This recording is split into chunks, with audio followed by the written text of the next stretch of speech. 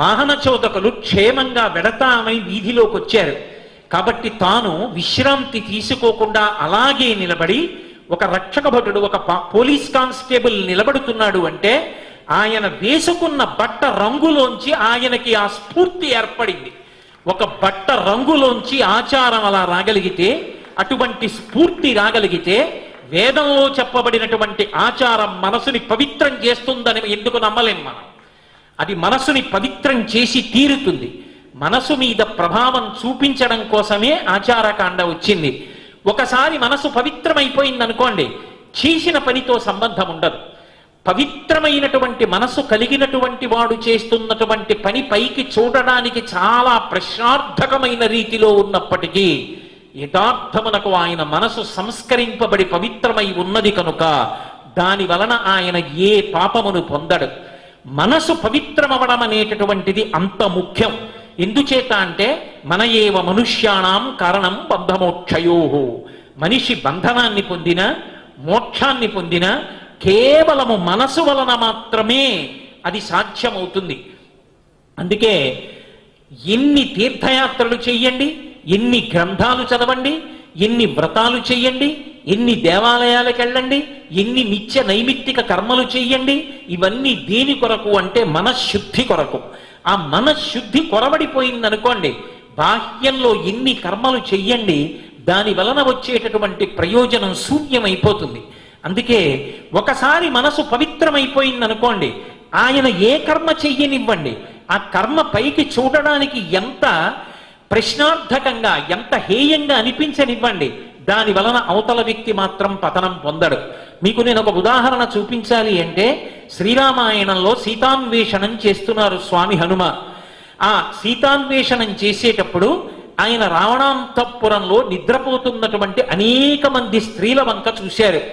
నచాకులీన నచహీన రూప నదక్షిణ నానుపచారయుక్త భార్యాభవత్తస్య నహీన సత్వ నచాపి కాంతస్య నకామనీయ.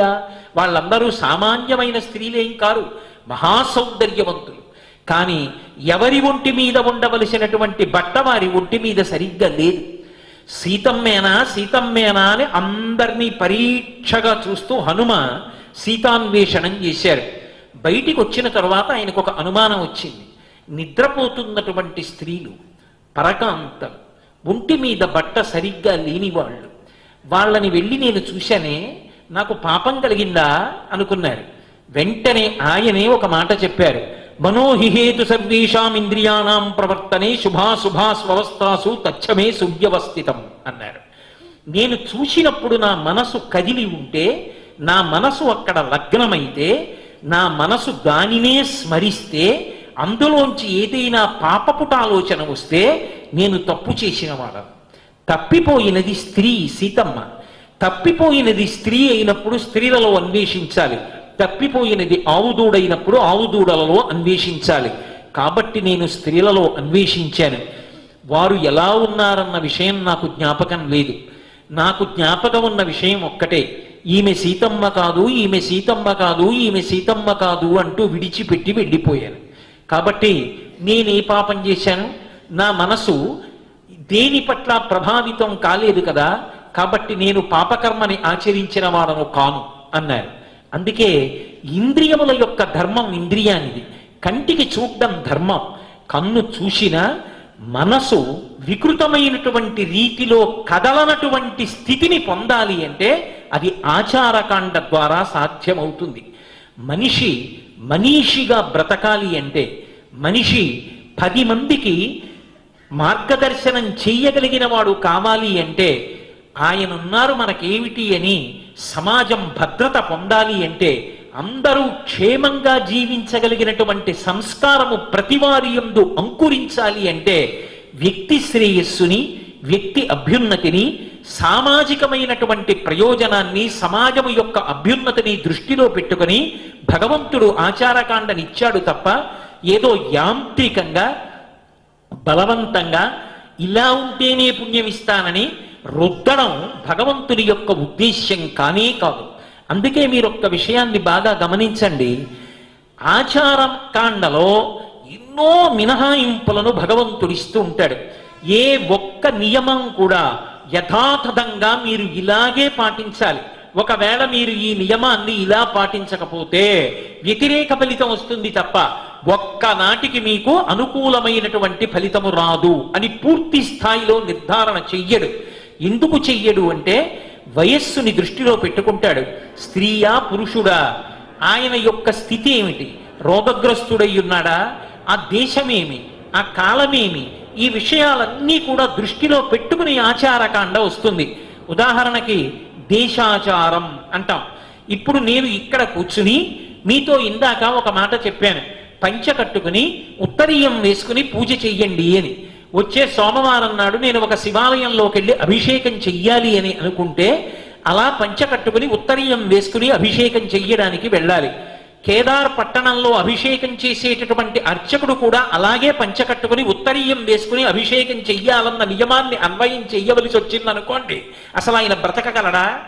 అక్కడ ఉండేటటువంటి వాతావరణానికి ఒక్క ఉత్తరీయం వేసుకుని పంచకట్టుకుని పూజ చేయడం సాధ్యపడుతుందా? అసలు ధర్మాన్ని ఆచరించడానికి మూలము శరీరం. ఈ శరీరాన్ని నిలబెట్టడం ధర్మాల కన్నా పెద్ద ధర్మం. అందుకే దేశాచారం.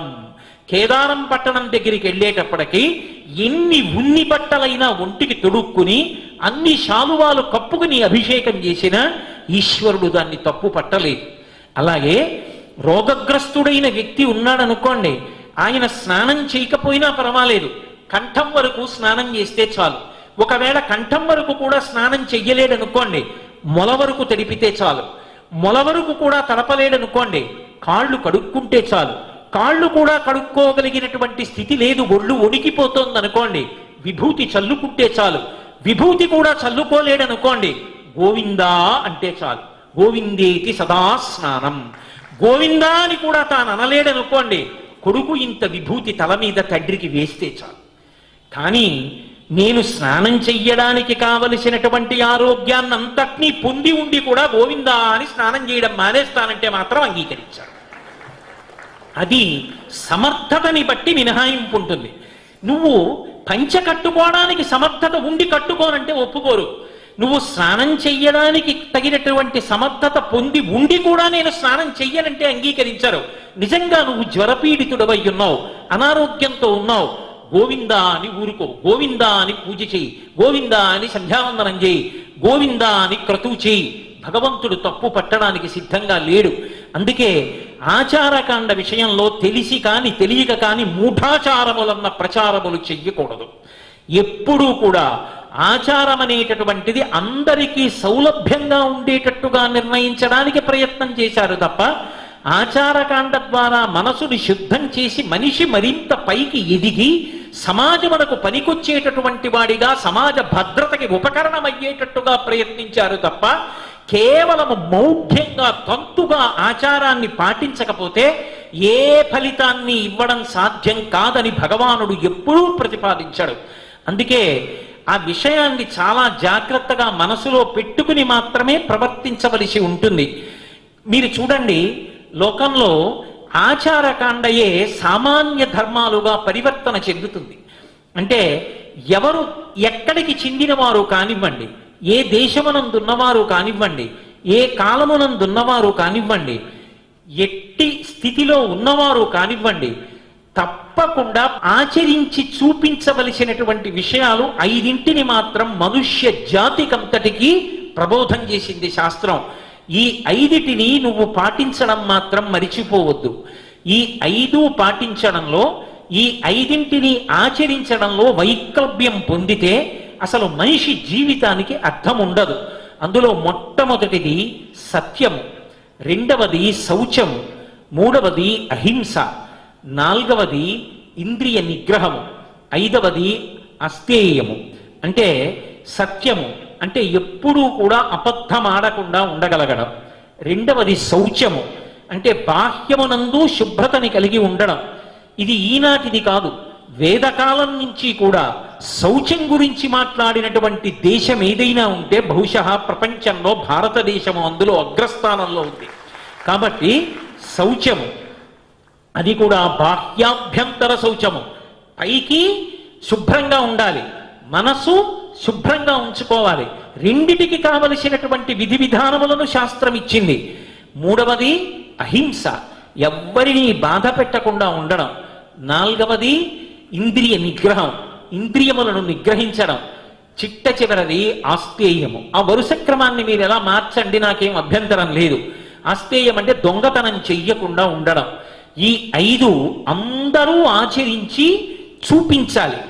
ఇవి సామాన్య ధర్మములని చెప్పబడతాయి. కానీ ఆచార ప్రభవో ధర్మ, ఆచారము నుండి ధర్మము ఆవిర్భవించింది. అందుకే అసలు ధర్మం ఒకటి, ఆచారం ఒకటి కాదు. ఇవి దేని కొరకు వచ్చాయి? కేవలము వ్యక్తి యొక్క ఉన్నతి కొరకు మాత్రమే కాదు, ఇవి సమాజము యొక్క హితము కొరకు వచ్చాయి. సత్యము, అబద్ధమాడకండి. లోకంలో మీరు చూడండి, ఎన్నో ప్రాణులు ఉంటాయి. ఈ ప్రాణులన్నీ కూడా సాధారణంగా షడూర్ముల మధ్య మాత్రమే కొట్టుకుంటుంటాయి. వాటికి దుఃఖం ఎక్కువ, భద్రత, ఆనందము, సుఖము అనేటటువంటి మాటలు బహు తక్కువగా ఉంటాయి. వాటికి ఉండేది ఆకలి, దప్పిక, శోకము, భయము, వృద్ధాప్యము, మృత్యు. ఈ 6 షడూర్ములు అంటారు. ఇవి సముద్రంలో కెరటాలు ఎలా వచ్చి వెడుతూ ఉంటాయో అలా వచ్చి వెడుతూనే ఉంటాయి. ఆకలి, లోపల మంట పుడుతుంది, క్షుత్ అంటారు. సంస్కృతంలో ఛకారంతో మొదలైందనుకోండి, భరించడం కష్టమైనటువంటి విషయం అని గుర్తు. అది లోపల మంట. ఆకలి పుట్టినప్పుడు ధర్మాన్ని మొదట విడిచిపెట్టేస్తాడు మనుష్యుడు. విపరీతమైన ఆకలి పుట్టిందనుకోండి, తాను బ్రతకడం కోసం అన్ని నియమాలు పక్కన పెట్టేసి ముందు అన్నాన్ని దొంగతనం చేసైనా తింటాడు. అందుకే లోకంలో ధర్మం నిలబడాలి అంటే పరిపాలకుల యొక్క మొదటి కర్తవ్యం ఏమి అంటే అందరికీ కడుపు నిండా అన్నం దొరికేటట్టుగా చూద్దాం. ఈ దేశంలో అన్నపూర్ణమ్మని ఆరాధించడం ఒక గొప్ప ఆచారం. కేరళ రాష్ట్రంలో ఒక వింత ఆచారం ఉంది.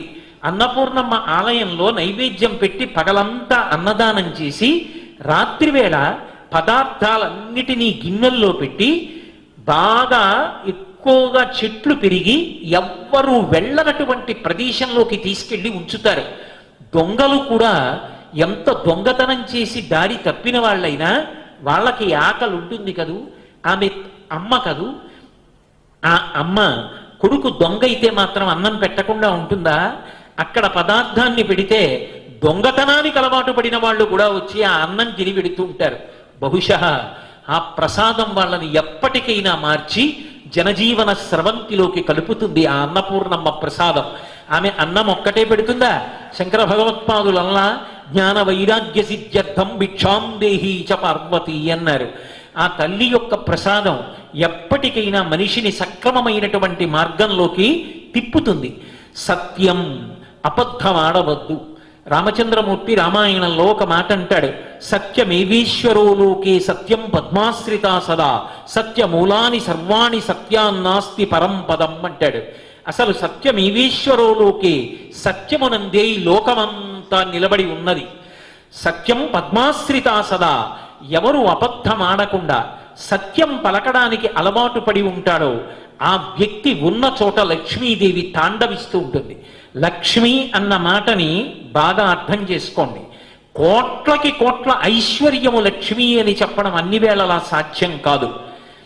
తనకి ఆకలి వేసినప్పుడు తినడానికి తడువుకోకుండా కడుపు నిండా అన్నం దొరకడం, తాను కట్టడానికి బట్ట ఉండడం, తను ఒక ఉత్తమమైన సంకల్పం చేసినంత మాత్రం చేత సంకల్పం తీరడానికి కావలసినటువంటి సమస్త సంభారములు తమంత తాము సమకూరడం, అనాయాసంగా శరీరాన్ని విడిచిపెట్టడం, తిన్నది జీర్ణమవడం, జీర్ణమై తాను సంతోషంగా ఉండడం, పడుకుంటే నిద్ర పట్టడం, వేళపట్టున లేవగలగడం, అవన్నీ లక్ష్మీ కటాక్షమే. ఇన్ని ఉన్నా కడుపు నిండా తినలేనివాడు, రాత్రి నిద్ర పట్టనివాడు, రోగగ్రస్తుడైన వాడు, ఏ ఐశ్వర్యాన్ని అనుభవించినవాడు, ఏ లక్ష్మీ కటాక్షాన్ని పొందినవాడు కాదు. ఆకలి వేసినప్పుడు అన్నం సిద్ధంగా దొరికిన వాడెవరున్నాడో, తిన్న అన్నం జీర్ణమైన వాడెవరున్నాడో, అన్నము తానైపోయిన వాడెవరున్నాడో, తిన్న అన్నం యొక్క శక్తి చేత మంచి సంకల్పాలు చేసి మంచి కార్యాలు ఎవడు చేస్తున్నాడో, ఎవడు సమాజమునకు దార్శనికుడవుతున్నాడో వాడు లక్ష్మీ కటాక్షం ఉన్నవాడు. అందుకే సత్యం పద్మాశ్రితా సదా. ఆ సత్యము పలికేటటువంటి వ్యక్తి ఎక్కడుంటాడో అక్కడ లక్ష్మి ఉంటుంది. సత్యం పద్మాశ్రితా సదా సత్యమూలాని సర్వాణి. అసలు సత్యాన్ని ఆశ్రయించి సమస్తము ఉంది. సత్యాన్నాస్తి పరంపదం.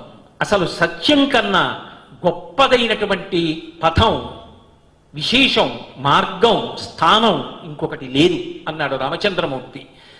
అబద్ధం పలకడం అనేటటువంటివి సృష్టిలో ఏ ప్రాణి చెయ్యలేదు. ఒక రకంగా చెప్పాలంటే అది వాటికి భగవంతుడిచ్చినటువంటి గొప్ప వరం. ఒక కుక్కకి అబద్ధం చెప్పడం రాదు, ఒక పిల్లికి అబద్ధం చెప్పడం రాదు. అడిగిన మాట దానికి అర్థం కాదు. కానీ స్వరపేటికనిచ్చి మంచి మాటలు మాట్లాడు, భగవన్నామం పలుకు, దాని చేత పాపాలు పోగొట్టుకో అని ఉదారుడై ఈశ్వరుడు కంఠమిస్తే, స్వరపేటికనిస్తే, తాను చెయ్యనిది చేశానని, చేసినది చెయ్యలేదని అబద్ధం చెప్పేటటువంటి లక్షణం మనుష్యులలో పెద్దలైన మీకు కాదు, నాబోటి వాడికి ఉంటుంది. ఆ అబద్ధం చెప్పడం అనేటటువంటి గుణాన్ని విడిచిపెట్టు. మాట మాట్లాడేటప్పుడు మాట భగవంతుడు ఇచ్చాడు కదా అని వదరి మాట్లాడవద్దు. సత్యం బ్రూయాత్, ప్రియం బ్రూయాత్, న బ్రూయాత్ సత్యమప్రియం, ప్రియంచనానృతం బ్రూయాత్. ఎన్ని నియమాలు చెప్పింది! ఇదంతా ఆచారం కాదా? ఇదంతా ఆచారకాండ కాదా? ఇవన్నీ పాటించే విషయాలు కాదా? అది సమాజహితం కాదా? సమాజం యొక్క అభ్యున్నతి కొరకు, మనిషి యొక్క ఉత్తమమైన నడవడి కొరకు శాస్త్రం చెప్పిన విషయాలు కాదా? మంచి విషయాలు చెప్పినవి స్ఫురణలోకి రావా? సత్యం బ్రూయాత్, మాట్లాడేటప్పుడు సత్యమే మాట్లాడు. ప్రియం బ్రూయాత్, ఒక మాట మాట్లాడేటప్పుడు ప్రియంగా మాట్లాడడం నేర్చుకో. ప్రియం బ్రూయాత్ న బ్రూయాత్ సత్యమప్రియం. సత్యం మాట్లాడుతున్నాను కాబట్టి కఠినంగా మాట్లాడతానని మాట్లాడకు. సత్యమైన ప్రియంగా మధురంగా మాట్లాడడం నేర్చుకో. నబ్రూయాత్ సత్యమప్రియం, ప్రియంచననృతం బ్రూయాత్. అవతల వారి మనసుకి సంతోషం ఇస్తుంది కదా అని అబద్ధాలు మాత్రం మాట్లాడకు. మాట భగవంతుడు ఇచ్చాడనుకుంటాం, ఇచ్చిన భగవంతుడు మాట మాట్లాడేటప్పుడు సత్యమన్న పరిధిలోకి వచ్చేటట్టుగా చూడడానికి ఇన్ని నియమాలు పెట్టాడు. అయితే ఇక్కడ మీరు నన్ను ఒక ప్రశ్న వేస్తారు, నాకు తెలుసు. అన్ని వేళలా సత్యమే మాట్లాడడం సాధ్యం అవుతుందా అండి అని. భగవంతుడికి కూడా కొన్ని మినహాయింపులు తెలుసు. ఆయనకి తెలియకపోవడం ఏమిటి? ఆయన సర్వజ్ఞుడు. అందుకే నేను మీతో మనవి చేసి ఉన్నాను కదూ, ఆచారకాండకున్న గొప్పతనం ఏమిటంటే ఏ విషయాన్ని రూఢంగా రుద్దదు. అన్ని వేళలా నువ్వు ఇలాగే ప్రవర్తించు, లేకపోతే అంగీకరించాం అని అనదు. ఒక విషయాన్ని చెప్పేటప్పుడు అన్ని విషయాల్ని దృష్టిలో పెట్టుకుని మాట్లాడతారు. ఎప్పుడైనా సరే సత్యమే పలుకు, కానీ నువ్వు సత్యం పలికినటువంటి కారణం చేత అంతకన్నా చాలా పెద్ద ధర్మమే నశించిపోతుంటే, ధర్మాన్ని నిలబెట్టడానికి, పెద్ద ధర్మాన్ని ఆవిష్కరించడానికి నువ్వు ఒకవేళ చిన్న అబద్ధం చెప్పినా అది సత్యమవుతుంది తప్ప అసత్యం మాత్రం కాదు. నేను మీకు ఒక దృష్టాంతం చూపిస్తాను. వ్యాస భగవానుడు మనకి దేవీ భాగవతం ఇచ్చాడు. దేవీ భాగవతంలో ఒక ఉపాఖ్యానం. అందులో దేవదత్తుడు అని ఒక బ్రాహ్మణుడు, ఆయనకి సంతానం లేదు. పుత్ర సంతానం కలగాలి అన్న ఉద్దేశ్యంతో శాస్త్రాన్ని ప్రమాణంగా చేసుకుని, శాస్త్రంలో ఎలా చెప్పబడిందో అలా తాను కూడా పుత్రకామేష్టి చేస్తానని, ఆ పుత్రకామేష్టి చేసినటువంటి కారణం చేత ప్రీతి పొందినటువంటి భగవంతుని యొక్క అనుగ్రహము వలన తనకి సంతానం కలగకుండా అడ్డుపడినటువంటి ప్రతిబంధకాన్ని తొలగించుకొని పుత్ర సంతానాన్ని పొంది తన వంశాన్ని నిలబెట్టుకుని తాను తండ్రినవుతానని సంకల్పం చేసి పుత్రకామేష్టి చేసి ఋత్విక్కులనందరినీ ఆహ్వానించాడు. అందులో సామగానం చేయడానికి గోభిలుడు అనబడేటటువంటి ఒక మహానుభావుణ్ణి ఆహ్వానించాడు. ఆ గోభిలుడు సామగానం చేస్తున్నాడు. మీ అందరూ సామవేదం వినే ఉంటారు. సామగానం చేసేటప్పుడు చాలా దీర్ఘంగా పలకవలసి ఉంటుంది. అన్ని వేళలా ఊపిరిని నిలబెట్టడం అంత తేలికైనటువంటి పని కాదు. ఆ సామగానం గోభిలుడు చేస్తుండగా ఒక చోట స్వరభంగం అయింది. ఎక్కడ లేని కోపం వచ్చింది దేవదత్తుడికి. నేనేమో కామ్యంతో ఈ ఇష్టి చేస్తున్నాను, నాకు కొడుకు పుట్టాలి అని పుత్రకామేష్టి చేస్తున్నాను, నువ్వేమో స్వరభంగం చేశావు సామగానం చేసేటప్పుడు, మూర్ఖుడా అలా చెయ్యవచ్చా అన్నాడు. సామగానం చెయ్యడం చాలా చాలా కష్టం. ఊపిరిని అలా నిలబెట్టడం అంత తేలిక విషయం కాదు. ఆయన కావాలని చేసింది కాదు. కించిత్ స్వరభంగమైన దానికి మూర్ఖుడా అని పిలవకూడదని తెలియదా దేవదత్తుడికి? క్రుద్ధ పాపం న కుర్యాప్త క్రుద్ధో హన్యాత్ గురూనపి క్రుద్ధ పరుషయా వాచా నరం సాధు నధిక్షిపేత్. కోపమునకు వశపడిపోయినటువంటి వాడు గురువుని కూడా చంపేస్తాడు. నోటికొచ్చిన మాట వదరి మాట్లాడతాడు. అందుకే మూర్ఖుడా అని సంబోధించాడు గోభిలుడిని. గోభిలుడికి మనసు చిన్నబుచ్చుకుంది. నేను స్వరభంగం చేసింది కావాలని కాదు, సమగానం చేసేటప్పుడు అప్పుడప్పుడు అలా జరగవచ్చు. నువ్వు పెద్ద మనసుతో ఆలోచించకుండా నన్ను నింద చేశావు కనుక నీకు మూర్ఖుడైన కుమారుడు జన్మించుగాక. ఆ మాట విని హతాశుడైపోయాడు దేవదత్తుడు. కొడుకు లేకపోయినా పర్వాలేదు, కానీ మూర్ఖుడైనటువంటి కొడుకు పుట్టి ప్రయోజనం ఏముంటుంది? అందరూ కూడా నన్ను చూసి నింద చేస్తారు. మూర్ఖుడైనటువంటి కొడుకుని భరించడం కష్టం. అయ్యా నాది పొరపాటైపోయింది. నేను వ్యగ్రతతో చటుక్కున మిమ్మల్ని మూర్ఖ అని సంబోధించాను. నన్ను మన్నించి శాపాన్ని ఉపసంహారం చెయ్యమన్నాడు. గోభిలుడన్నాడు, ఒకసారి పెదవి జాటి వచ్చినటువంటి ఈ శాపవాక్కుని ఉపసంహరించడం కుదరదు, కానీ ఒకలా అనుగ్రహిస్తాను. మూర్ఖుడైన కొడుకు పుడతాడు, కానీ తదనంతర కాలమనందు మహావిద్వాంసుడవుతాడు అని వరమిచ్చాడు. పుట్టాడు కొడుకు. ఆయనకి ఉతథ్యుడు అని నామకరణం చేశాడు దేవదత్తుడు. ఆ పిల్లవాడు పెరిగి పెద్దవాడు అవుతున్నాడు. గర్భాష్టమంలో ఉపనయనం చేసి గాయత్రీ మహామంత్రాన్ని ఉపదేశం చేశాడు. సంధ్యావందనం మాట దేవుడెరుగు. అసలు ఒక్క మాట పలకడమా పిల్లవాడికి రాలేదు. అందరూ మూర్ఖుడైన కుమారుడు మూర్ఖుడైన కుమారుడు అంటుంటే చిన్నబుచ్చుకున్నటువంటి ఆ తండ్రి దేవదత్తుడు చాలా బాధ పొంది, నీ వంటి కుమారుడు కలగకపోయినా బాగుండేదిరా, నీ వంటి కుమారుడు కలిగినటువంటి కారణం చేత అనుక్షణం బాధపడుతున్నావు అంటుంటే ఆ తల్లిదండ్రుల యొక్క బాధ చూడలేక అందరూ మూర్ఖుడు మూర్ఖుడిని నింద చేస్తుంటే ఆ ఇంట ఊరా ఉండలేక ఆ పిల్లవాడు ఊరు వదిలిపెట్టి దూరంగా ఎక్కడికో వెళ్ళిపోయాడు. తాను నోరు విప్పితే మూర్ఖుడన్న విషయం తెలిసిపోతుందని అసలు ఆ ఇంకొక చోటికి వెళ్ళిపోయి ఆ ఊళ్ళో నోరు విప్పడం మనిషి. ఏమడిగినా మాట్లాడు, జడ పదార్థం కూర్చున్నట్టు కూర్చుంటాడు. ఆహా, నిజంగా తపస్సు అంటే ఇది కదా, మహానుభావుడు ఒక్క మాట మాట్లాడాడు కదా, అందుకని నిజమైన తపస్సు అంటే ఈయనది. అందుకని ఊళ్ళో వాళ్ళే ఆయనకి పేరు పెట్టేశారు, సత్య తపస్సుడు అని పేరు పెట్టారు. వాళ్లే వేళపట్టున పళ్ళు తీసుకొచ్చేవారు, వేళపట్టున అన్నం పెట్టేవారు, వేళపట్టున పళ్ళెట్టుకొచ్చేవారు, తింటూ ఉండేవాడు. మనసులో పాపం ఏ అపవిత్రమైన భావనలు లేవు, కానీ నోరు విప్పితే మూర్ఖుడని తెలిసిపోతుంది. అందుకని మౌనంగా కూర్చుంటుండేవాడు. కాష్టమౌనం అంటారు. కాష్టమౌనం అంటే అసలు నోరే విప్పరం, ఎప్పుడూ మౌనంగా కూర్చునేవాడు. కానీ పుత్రకామేష్టి సమయంలో వరం ఇచ్చాడు కదు గోభిలుడు. అది నిజం కావలసినటువంటి సమయం ఆసన్నమైంది. ఒక రోజున తాను కట్టుకున్న పర్ణశాలలో కూర్చున్నాడు. ఎక్కడి నుంచో నలుగురు వేటగాళ్ళు ఒక అడవి పందిని తరుముకుంటూ వచ్చారు. ఆ అడవి పందిని తరుముకుంటూ వచ్చి వాళ్ళు బాణాన్ని ప్రయోగించాడు. ఆ బాణ ప్రయోగం చేసినప్పుడు ఆ బాణం బయలుదేరి వచ్చి దాని ప్రాణానికి సంకటం కలిగించేటటువంటి స్థానమునందు గుచ్చుకుంది. రక్తం ఓడిపోతుండగా బాధ తట్టుకోలేక అరుస్తూ ఆ పంది పరుగు పరుగున వచ్చి ఈ సత్య తపస్సుడు ఎక్కడున్నాడో ఆ పర్ణశాలలోకి ప్రవేశించి ఒక్క క్షణం ఆగి పరిగెత్తుకుంటూ వెళ్ళి పక్కనున్న తుప్పలలో దాక్కుంది. ఆ పందికి బాణం గుచ్చుకుని నెత్తురోడిపోతూ పరిగెడుతున్నటువంటి ఆ పంది వంక చూశాడు. అనుకోకుండా సారస్వత బీజాక్షరాన్ని పూర్తిగా మనసు తన ప్రయత్నం లేకుండా కేంద్రీకరించి పలికాడు. ఎప్పుడైతే సారస్వత బీజాక్షరాన్ని ఉచ్చరించాడో సరస్వతీదేవి యొక్క అనుగ్రహం కలిగింది.